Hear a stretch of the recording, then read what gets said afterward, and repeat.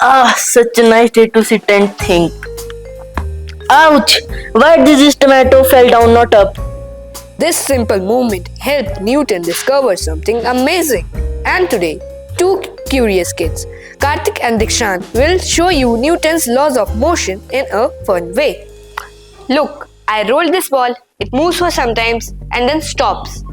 Why? Because of something called friction. Friction is a force that slows things down.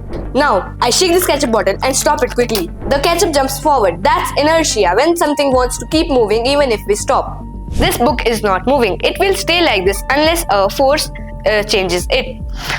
That's also inertia. Things stay how they are unless a force changes them. Newton's first law says things do not move or stop by themselves. An external force is needed to change the motion. He hit this ball with a bat. The harder he hits, the faster it goes. That's Newton's second law. More force means more speed.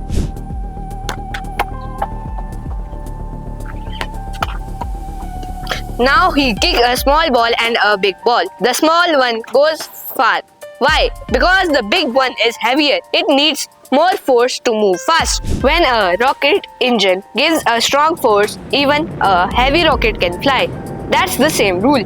Big force moves big things. Second law, force equals to mass into acceleration. More mass, more force needed. When I push this table, I feel it pushing back on me. That's the third law. Every action has an equal and opposite reaction. When he throws this ball on the floor, it bounces back. The floor pushes it back. One force causes another force. That's Newton's third law.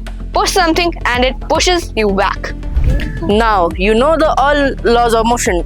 The first law is inertia. Second law, force equals to mass times acceleration. Third law, action is equal to reaction. We use these three laws in our everyday life. Thank you for watching. Keep asking questions. Bye.